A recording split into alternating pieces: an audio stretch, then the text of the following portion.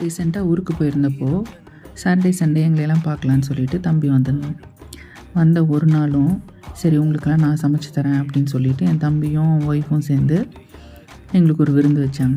அந்த விருந்தை தான் இப்போ பார்க்க போகிறீங்க. ஓகேவா? லீஃப் மஷ்ரூம்னு எங்கள் ஊர் சைடெல்லாம் கிடைக்கும். அதில் தான் குழம்பு செம்ம டேஸ்ட்டாக இருக்கும்.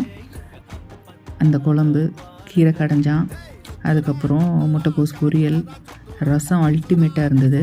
இதில் என்னென்னா சார் வந்து தயிர் சாப்பிட மாட்டார். அதனால் தயிர் டிஷ் எதுவும் வராது. மற்ற ஐட்டம்லாம் பார்த்தா எங்கள் அம்மா எப்படி பண்ணுவாங்களோ அப்படியே இருக்கும். எங்கள் அம்மா சமையலை சாப்பிட்ணும் அப்படின்னா என் தம்பி வீட்டில் போய் உட்காந்து சாப்பிட்டா நல்லா சாப்பிட்டு வரலாம். எங்கள் ஊர் சைடெல்லாம் ஒன்று சொல்லுவாங்க, உனக்கு நாக்கு செம்ம உணர்த்திப்பா அப்படின்னு. அந்த மாதிரி நல்ல ருசியுள்ள நாக்கு அவனுக்கு, நல்ல வக்கனையாக சமைப்பான். அதனால் எங்கள் அம்மா சாப்பாடு சாப்பிட்ணுன்னா அவன் வீட்டுக்கு போனால் நல்லா ருசியாக சாப்பிட்டுட்டு வரலாம். ஒரு தடவை போயிருந்தப்போ கூட நாங்கள் 10 பேர் இருந்தோம்.